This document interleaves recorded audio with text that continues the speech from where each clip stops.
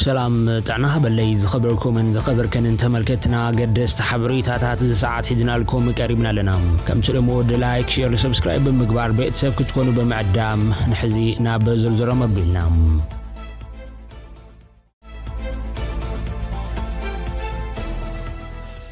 جنرال تحدث وردن شومنيا بلتقنا دكتور ابراهيم بلاي ملاشي بام نسوم زوبا معرابن دبوبن رايان تصلمسن اكراخرت كم زخونه تغيرو كسالن كسرص انا كونه تبايلو كسرا حصان حيو ازون مقصلتا شوحات تግራይ ናይ ምድኻመን ምድቃቅን مخانو ክፍለጸሎም በታሪኽን ሕጋው ሰነዳት እና በምጽብጻብን ተአቲና ትግራይ ትርከቦም በረሕሊፋት ቦ ቅንጣብ መሬት የለን ክብሉ መልሶም አለው እቶም ፕሬዝዳንት ኣብቲ በህወሓት ተጸውዕ ናይ ተቃውሞ ሰልፍ ተረኺቦም ኣብ ዝገበርዎ መደረዘ ዝኻኸረ اتتمعلمات يزوص مبرهي بيت صحفة بريزيدنت بتاريخ انتخوينو تግራይ تقبلن برحليفات بو ቅንጣብ መሬት ፍጹም የለን ክብሉ ገለጻም ሚኒስትር መስኖን ከባብታት ቆላና ዶክተር አብርሃም በላይ ምስቶም ካብ ሱዳን ተመሊሶም ዝበልዎም በመሰረተ ፕሮግራም ዲዲአር አጥቆም ክፈትሑ ተስማዕምዑ ናይ መሕዋይ ስልጠና ዝወስዱን ዝበልዎም አባላት ሰራዊት አርሚ 7 ዘተ ከም ዘካየዱ ዝከሪዮም እቶም ሚኒስትር ምዞም ዕጡቃት ዘካየዱ ዘተ ፖለቲካው ስላልፈ ህወሓትን ቀጻሊ ዕጻ ምዕራብ ትግራይን መጻም ምሕዳርን ተኸባብን ብዝመልከት መብርሂ ከቡ ተሰሚዓም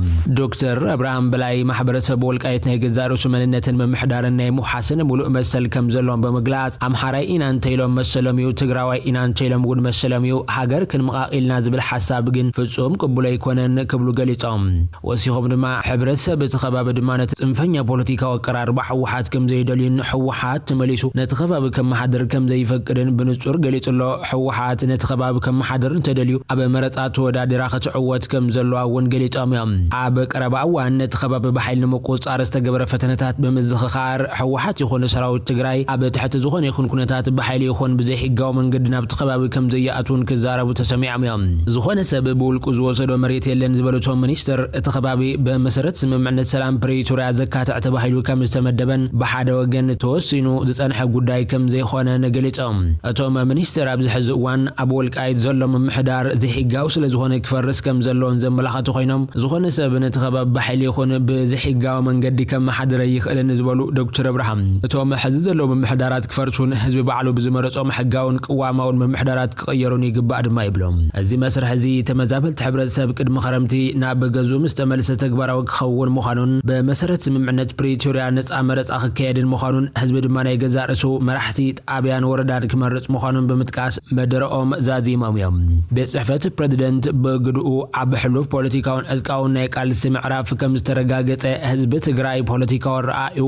ሃይማኖታው እምነቱ ዕድመን ጾታን እንከይ ጋረዶ አበሉ ኖሉ መሰለ ርዕሰ ውሳኔ ንዝመጽ ብሔራዊ ሓደጋ በሐያል ንሒን ውህደትን ገጢብዩ መጻ ዕድሉን ዝውስን ህዝብዩ እዚ ኣብ ኩሎም ናይ ቃል ምዕራፋት ተደጋጊሙ ዝተረጋገጽ ሓቂ ድሕር ምባል ነተኸታኹን ፋሉልን ውሳኔ ቤት ምክር ፌደሬሽን ሲኢቡ ዝተራየ ብሔራዊ ነድርን ሕራንን ዘረጋገጽ ሓቂውን ህዝብ ትግራይ ፖለቲካውን ሃይማኖታውን እምነቱ ብዘይገድስ ኣብ መሰል ርዕሰ ውሳኔውን ቀጻልነቱን ፍጹም ከም ዘይዋገ ደጊሙ ዘረጋገጽ خونتي دمايل ولا زوبا معرابن دبوبن رايان صلمتنا كراخرت خم زخونه تغيرو كسالن كسرصن كونه تبايلو يسرح طني حلو زبلت بيت صحفه بريزيدنت ازون مقصل تاشوحات تግራይ ናይ ምድኻመን ምድቃቅን مخانو ክፍለጸሎ በታሪኽ ሕጋው ሰነዳትን እና በምጽብጻብን ተአቲና ትግራይ ትርከቦም በረሕሊፋት ቦ ቅንጣብ መሬት የለን ክብሎ መዝራቦም አዝኻኺሮም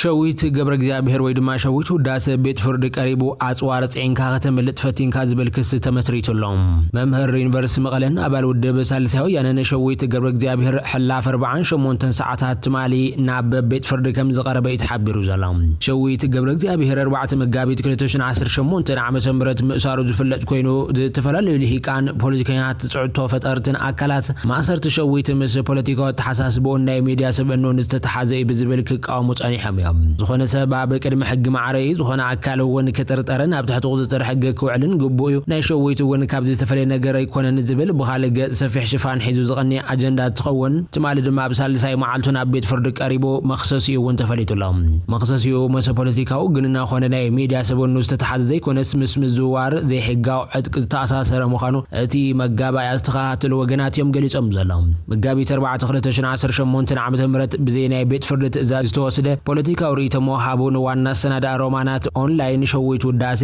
ማለ 7 መጋቢትና ቤት ፍርዲ ቀዳማውያን ዘቀርበን ተኸውን በሐስነ ሙጻ መሰሉ ከም ዝተኸልከለውን ይተሓቢሩ ዘላም ከም ሓበሬታት መጋቢያ ቤት ፍርዲ ዝተኻተሉ ወገናት ንመጋቢት 11 2018 ዓመተ ምህረት ቆጠሮ ዝሃበን ተኸውን ሸዊት ገብረ እግዚአብሔር ወይ ድማ ሸዊት ውዳሴ ዝቀርበሉ ክሲ 5 ጥር 2018 ዓመተ ምህረት ዝተፈጸመ ዝውውር ዕጥቂ ዝብል ምዃኑን በባጃጅ 69 ክላሽን ከምውን ኢስራኤል ዋን ቦምብን ኢስራኤል ትክ ቦምብን ጽዕኑ የዝዋወር ነይሩ ዝብል ክስ ከም ዝቀርበልዩ ንብዙሓት ዘዘራርብ ዘላም አይነ ውሕዋን ጸሓፈ ፖለቲካዊ ጽሑፋትን ዝኾነ ሸዊት ውዳሴ ቅድሚ መዓልታት ሰዓት 5 ፈረቃን ረፋድ ኣብ ሆቴል ሊባኖስ ምስ ዓርኩ ሻሂ ናሰተን ከሎ ሓደ ዘይዕጥቁና ይዝኾነ ይኹን ደንብዕጡ ክዳን ዘይተኸድነን ከምውን ዝኾነ ናይ ቤት ፍርዲ መእሰር ትእዛዝ ዘይብሉን መንእሰይ መጽዩ ፖሊስ ይሉ ከም ዝወሰዶ እቲ ናይ ዓይኒ ምስክር ተዛሪቡ ነይሩ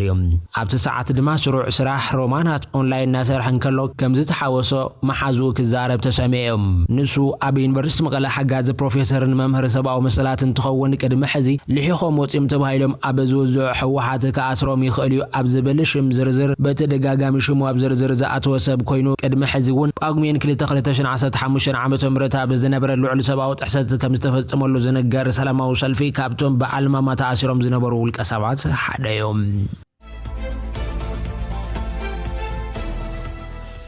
በፌደራል ፖሊስ ወይድማ በኃይልታት ታ ፌደራል ዝሕለው ዓለም ለኸ ማዕርፎ ነፈርት አሉላ አባነጋ ፈተነ ስርቂ ከም ዝተገበረሉ ተገሊጾም ኣብ ማዕርፎ ነፈርት አሉላ አባነጋ ዘጋጥመ ስርቂ ንስራሕቲ በረራ ዘዕንቅፈ ይኮነን ክብሉ ድማ ቶም ሰራሕተኛታት ገሊጾም እቶም ሰራሕተኛታት ኣብ ዝሃቦ ሓበሬታ መጋቢት 6 2018 ዓመተ ምህረት ለይቲ ኣብቲ ማዕርፎ ነፈርት ዘጋጥመ ስርቂ አገልግሎት ደው ዘብለ ይኮነን ድማ ኢሎም ብሓደ ጫፍ ሓጹሩን ነፈርቲ ዝዓልባሉን ዝለዓላሉን ቦታ ዝነበረ መብራህቲ ሶላር መብራህቲ ተፈቲሑ ምስራቁ ዝሓበሩ ሰራሕተኛታት ጉሒሎም በመሃንድራ ክጓዓዙ ተተሓዙ ውልቀ ሰባት ኣለው ድማ ኢሎም ኣካላት ጸጥታ ነቶም ዝሰረቁ ጉሒላታት ንመሓዝ ድማ ኣብ ጻዕር ኣለው ዝበሉቶም ሰራሕተኛታት ቅድሚሎም እውን ተመሳሳሊ ስርቂ ጋጢሞ መንባርዮም ዘዘኻኽሮም ሓላፊ ዘፈረ ሰላም ጸጥታን ከተማ መቐለ ንቴሌቪዥን ድምጽ ወያነ ትግራይ ኣብ ዝሃቦ ሓበሬታ ኣብ ዓለም ለኻዊ ማዕርፎ ነፈርቲ አሉላ አባነጋ ዘጋጥመ ስርቂ የለን ክብል ትፍጻመ ነጽይግዎም መንገዲ ኣየር ኢትዮጵያ ነተብ መንጎ መንግስቲ ፌደራል ንሕወሓትን ዝተበጽሐ ስምምዕነት ሰላም ስዒቡ ካብና ብን ትግራይ ዘካየዶ ብራታት ዘቀጸለ ኮይኑ ካብ ቀረባ ኣዋርሕ ጀሚሩ ግና ካብ ትግራይ ናብ አዲስ አበባ ዝጓዓዙ መንእሰያትን ነበርትን ብምብርኻቶም ስዒቡ ኣብ ማዕርፎ ነፈርቲ አሉላ አባነጋ ሽረን ከምውን ኣኽሱምን ዝፀዓቐ ግልጋሎታት ከም ዝተራእዩ ጸብጻባት የረዶም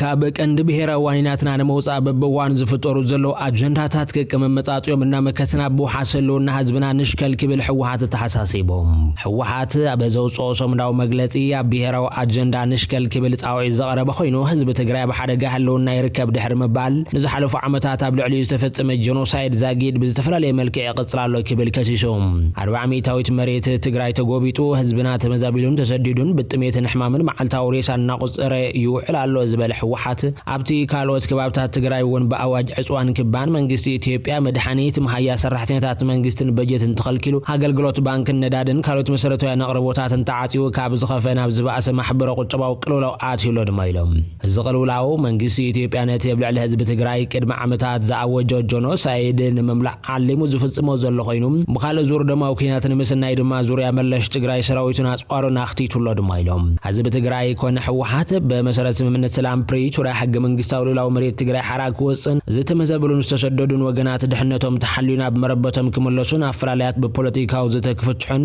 ተደጋጋሚ ጻውዒት ዘቕርቡ ጸንሖ ኮይኖም መንግስቲ ፌደራል ድማ ሕወሓት ነዚ ምንቅስቓሳት እዚ ኣተዓናቂፉ ብምባል ክኸሶ ጸኒሖም ዝኾነ መንግስቲ ኢትዮጵያ ነጻውዒት ነጺጉ ህዝብና ናብ ህልውና ሓደጋ ሸሚሙ ወሎ ዝብል ሕወሓት ህዝቢ ከምዚ ዝበለ ናይ ህልውና ሓደጋ ኣብ ዘለሉ እዋን ግን ቀልቡ ካብ ተቐንድዋኒኑ ንምስሓት ድማ ካብ ውሽጥን ደገን ዝተዋደዱን ተኸታተልትን መደናግርቲ አጀንዳታት ይዘርግሕለው ክብል ድማ ክኸሰሰ ሰሚዖም ኣብ ቀረባ እዋን ኣብ መቐለ ዝመደብረን ማዕኸናት ሓበሬታ ኣብ ልዕሊ መከላኸሊ ሰራዊት ኢትዮጵያ ዝምልከት ሓበሬታ ከጋውሓት ተራእያ ኮይነን እቲ ብቴሌቪዥን ድምፂ ወያነን ቴሌቪዥን ትግራይ ነቢሉ ንምእታዊ እቲ ሰራዊት ተመልኪቱ ዝወፅእ ሓበሬታ ክነጽጎ ተራእያ ኮይነን ሰራዊት መከላኸሊ ኢትዮጵያ ናብ ትግራይ ንኽኣቱ ፕሬዝደንት ትግራይ ጸዊዖም ክብል ኣብ ዝቕነዝን እዚ ሓበሬታ ፍጹም ሓሶት ምዃኑ ጣሊልና ክብላ ምግላጽን ዝከርዮም ደም ክብላ ብወርሒ ለካቲት ሰራዊት መከላኸሊ ኢትዮጵያ ናብ ትግራይ ክኣቱ ግዝያዊ ምምሕዳር ትግራይ ካብ መንግስቲ ፌደራል ትእዛዝ ከም ዝወረደ ዝገልጹ ሓበሬታት ትኽክል ከም ዘይኮኑ ካብ ግዚያዊ መንግስቲ ተወኪሰን ሓቢረን ከም ዝነበራ ዝዝከር ኮይኑ እዚ ካብ ሓቂ ዝረሓቐ ዝበለው ሓበሬታ ኣጀንዳ ንምቕያር ተባሂሉ ዝተነዝሐ ናይ ምዝባዕ ፈተነ ምዃኑ እውን የንዘረድኣ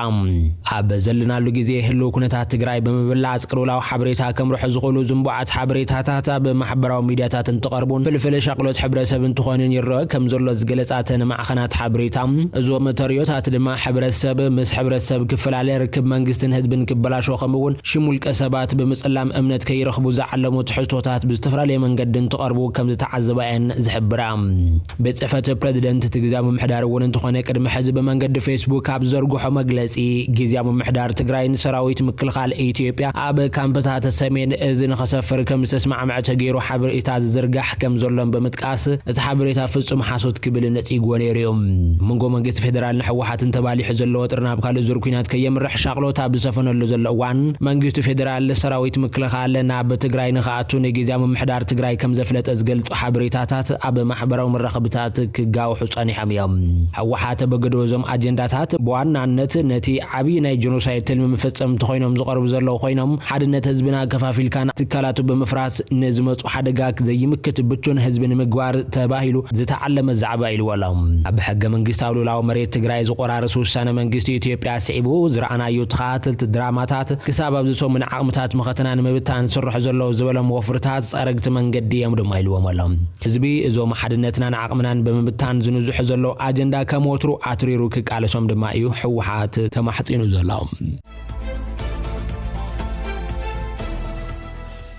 ዕጡ ጉጅለ ሓማስ ኢራን ናብ ልዕሊ ጎረባብቲ ሃገራት ትገብሮ ዘላ ወታደራዊ መጥቃዕቲ ደው ከተብል ተላብዩ ሓማስ ንዝገለጸ ኢራን ማዓስከር ኣሜሪካ ኣለዎ ናብ ዝበለተን ሃገራት ናይ ሚሳይልን ድሮናትን ደብዳብ ኣብ ተካይደሉ ዘላ ሰዓት ኮይኑ ኢራን ናብ ልዕሊ ሃገራት ማእኸላይ ምብራቕ ተካይዶ ዘላ መጥቃዕቲ ደው ከተብል ጸለውቲ ሃገራትን ሃገራውያን ትካላትን እውን በተመሳሳሊ እቲ ኩናት ብህፁፅ ደው ክብልሉ ዝኽእል ኣመራርታት ኣብ ምንዳይ ክሰርሑ ይጸውዑ ዘሎም ፍልስጤማዊ ዕጡ ጉጅለ ሓማስ ኣብ መግለጺኡ ነቲ ኣብ ማእኸላይ ምብራቕ ዝካየድ ዘሎ ኩናት ብኸቢድ ስክፍታ ይከታተሎ ምህላው ጣቀሰ ኮይኖም እቲ ተወሊዑ ዘሎ ጎንፂ ንሰላም ጸጥታን ዓለማዊ ሓደጋ ዘእትዋ ኣዝዩ ሓደገኛ ኩናት ኢልወሎም ሓማስ ካብ ኢራን ከቢድ ወታደራውን ከምውን ንዋታውን ደገፍ ከም ዝግበረሉ ዝኽሰስ ኮይኑ ንሱ ግን ይነጽጎም ኣሜሪካ ዓባይ ብሪጣንያን እስራኤልን ብዛዕባ ካልኦት ሃገራትን ንዕጡ ጉጅለ ሓማስ ከም ግብረ ሽብራዊ ትካል ከም ዝጥምቶ ዝፍለጥ ኮይኑ እዚ ብመንገዲ ናይ ቴሌግራም ሕሳብ እቲ ዕጡ ዝወፀ መግለጽ ግን ኢራን ዘርብሕ መልእኽቲ ሒዙ ምህላው ይዝእመን ዶናልድ ትራምፕ በወገኑ ምክልኻል ኣሜሪካ ንሓንቲ ናይ ኢራን መትነ ቁጠባ ምዃናት ትግለጽ ንሽቶ ደሴት ምዝደብደባ ገሊጾም ትራምፕ በደሴት ካርግ ዝነበረ ወታደሩ መሰለጥያታት ኢራን ሙሉእ ንሙሉእ ከም ዝዓነወን ብምሕባር ኣብታ ደሴት ዝነበረ ትሕተ ቅርጽ ነዳዲ ግን ከም ዘይሓረሙ ወይ ሓቢሩ ዘሎም እንተኾነ ኢራን ንመጻብ ብሆርሙዝ ዓጽያ ናይ ምቕጻል መደብ እንተሃልይዋ ንሱ እውን ነቲ ኣብ ደሴት ካርግ ዘሎ መስመራት መደበርን ነዳዲ ኢራን ከም ዝሃርሞ ይፈኪሩ ዘሎም ገማግምታ ደሴት እቲ ማያዊ ኣካሉ ኣዝዩ ዓሚቕ ስለ ዝኾነ መራኸብ ንጽጋዓሉ ኣዝዩ ምቹእ ኮይኑ እታ ደሴት ዓበይቲ መጸግዒ መራኸብ ስለ ዘለዋ ከዓ ክሳብ 85 ሚልዮን ጋሎን ነዳዲ ናይ ምጽዓን ዓቕሚ ዘለዎን መራኸብ ከም እትቕበል ይንገረላ እተን መራኸብ ኣብዚ ብምብጋት ንመጻብ ብሆርሙዝ ሓሊፈን ናብ ከም ቻይና ዝኣመሰላ ካብ ኢራን ብበዝሒ ነዳዲ ዝሽምት ሃገራት እውን ከም ዝጓዓዛ ይንገራላን መንግስታዊት ማዕኸን ዜና ኢራን እውን ናብ ልዕሊ ትሕተ ቅርጽ ነዳዲ እታ ደሴት ዝኾነ ዕንወት ከም ዘይወረደን ብምግላጽ ማዕኸን ዜና ፋርስ መጥቃዕቲ ኣሜሪካ ንስርዓት ምክልኻል ኣየር ሓይሊ ባሕርን መቆጻጸሪ ማዕርፎ ነፈርትን መኽዘን ሄሊኮፕተራትን ከም ዝሃረመት እውን ነፍሊጣላ እዚ ከምዚ ኢሉን ከሎ ሃገራት ኤውሮጳን ዓለምን ኣብቲ ኣሜሪካን እስራኤልን ምስ ኢራን ዘካይዶ ዘለዋ ኩናት ብቐጥታ ከም ዘያእትዋን ብምግላጽ ነተጻውዒት ነጢጎን እየን ፕሬዝደንት ኣሜሪካ ድማ ብፍላይ ሃገራት ወታደራዊ ኪዳን ሰሜን ኣትላንቲክ ወይ ድማ ኔቶ ነቲ ዳርጋ ተዓጽዩ ዘሎ ኣገዳሲ መስመር ንግዲ ዝኾነ መጻብ ብሆርሙዝ ኣብ ምውሓስ ክሳተፋ ድሕሪ ምጽውዖም መራሕቲ ምላሽ ክህቡ ጀሚሮም ዘሎም ቀዳማይ ሚኒስትር ብሪጣንያ ነቲ ዓለማዊ ቅልውላው ስዒቡ ዘሎ ኩነታት መጻብ ብሆርሙዝ ፍታሕ ንምርካብ ኣብ ዝግበር ዘሎ ውጥን ክሳተፍ ቅርቡ እኳ እንተኾነ ብመንገዲ ኔቶ ከም ዘይኸውን የፍሊጡ ዘሎም ጀርመን ብወገና ኣብቲ ኩናት ክትሳተፍ መደብ ከም ዘይብላን ብምግላጽ ሚኒስትር ምክልኻል እታ ሃገር ቦሪስ እዚ ኩናት ናትና ኣይኮነን ባዕልና የወላዕናዮን ክብል ንጠለብ ዶናልድ ትራምፕ ነጺጎሎም እቲ ኣሜሪካዊ ፕሬዝደንት ካልኦት ምዕጋት ዋሕዚ ነዳዲ ዘገድሰን ሃገራት ዓለም እውን ግደን ክጻወታ ይሓቲቱ ነይሮም ደቡብ ኮርያ ብዛዕባ እዚ ጉዳይ ምስ ዋሽንግተን ክትላዘብ ምዃና ብምጥቃስ እቲ ኩነታት ግምጊማ ምላሽ ክትህብ ምዃና ኣፍሊጣላ ንጃፓን ወኪሉ መልሲ ዝሃበ ሚኒስትር ምክልኻል ንጂሮ ከይዙሚ ድማ ሃገሩ ጸጥታው ስርሒት ባሕሪ ናይ ምእዋጅ ሓሳብ ከም ዘይብላ ተዛሪቡ ዘሎ ቻይና ብወገና ቀረብ ሰዓት ከይተገደበን ከይተዓናቀፈን ክውሕዝ ናይ ኩሎም ወገናት ሓላፍነት ካብ ምባል ወጻኢ ንጻውዒት ትራምፕ ንጹር ምላሽ ሃበተን ልፍንታውያን ሓይልታት ኣሜሪካን እስራኤልን ብዕለት 28 ለካቲት 2026 ናብ ልዕሊ ኢራን ኩናት ካብ ጅምር 18 መዓልታት ብዘይ ዕረፍቲ ዕናው ዝኾነ ኩናት ይካየዳሉ